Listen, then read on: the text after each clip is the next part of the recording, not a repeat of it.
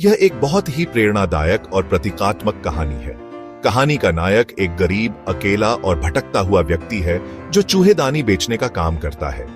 वो न तो किसी के लिए जरूरी है, न ही उसकी जिंदगी में कोई लक्ष्य है, लेकिन एक दिन कुछ ऐसा होता है जिससे उसकी जिंदगी बदल जाती है। इस कहानी के जरिए लेखिका हमें ये दिखाती है कि दया, प्रेम और सम्मान से किसी भी इंसान को बदला जा सकता है। नायक की शुरुआत एक भटकता हुआ चूहेदानी विक्रेता कहानी की शुरुआत होती है।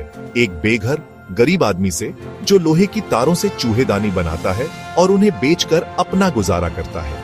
वो हर जगह घूमता है, दर दर भटकता है, खाना मांगता है और कभी कभी चोरी भी करता है। वो दुनिया को बहुत नकारात्मक नजर से देखता है और सोचता है कि ये दुनिया भी एक बड़ी चूहेदानी है।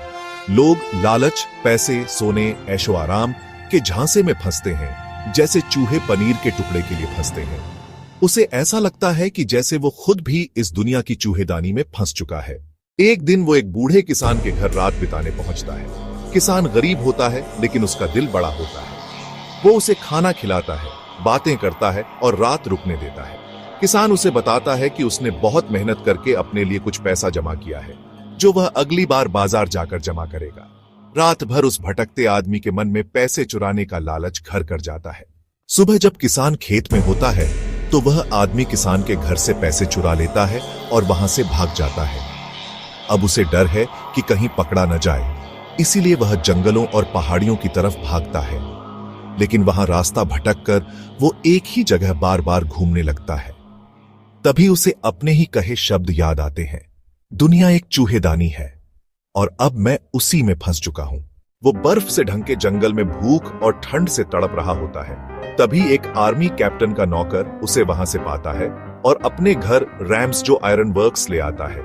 यहां उसकी मुलाकात होती है लोहे के कारखाने के मालिक से, जो पहले उसे पहचान नहीं पाता और सोचता है कि यह कोई पुराना सैनिक है। वो उसे रात वहीं रुकने को कहता है, लेकिन अगली सुबह मालिक पहचान जाता है कि वो कोई सैनिक नहीं, बल्कि एक साधारण गरीब आदमी है। वो उसे वहां से जाने को कहता है। अब कहानी में आती है एक अहम किरदार, एडला विल्मॉन्सन, जो उस मिल मालिक की बेटी है। एडला एक दयालु और संवेदनशील लड़की है। वो अपने पिता से कहती है, अगर वो इंसान गलत है भी तो क्या हुआ, आज तो क्रिसमस ईव है, क्या हम उसे इंसानियत नहीं दिखा सकते?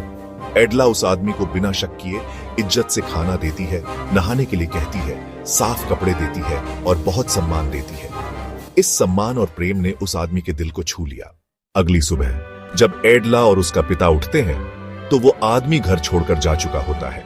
लेकिन आश्चर्य की बात यह होती है कि उसने कोई चीज चुराई नहीं होती, बल्कि उसने एक छोटा सा तोहफा और एक खत छोड़ रखा होता है। आपने मुझसे इंसानों जैसा व्यवहार किया जब पूरी दुनिया मुझे कीड़ा समझती थी। आपने मुझे ये एहसास दिलाया कि मैं भी बदल सकता हूं। ये जो चूहेदानी है, इसमें वो 30 क्रोनर चुराए गए पैसे हैं। कृपया ये उस बूढ़े किसान को लौटा दीजिए।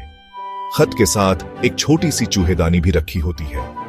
अब वो प्रतीक बन जाती है उसके पुराने जीवन और नए बदलाव का। दया और सम्मान से इंसान बदल सकता है। हर गिरे हुए इंसान को बस एक मौका चाहिए, एक इंसानी बर्ताव।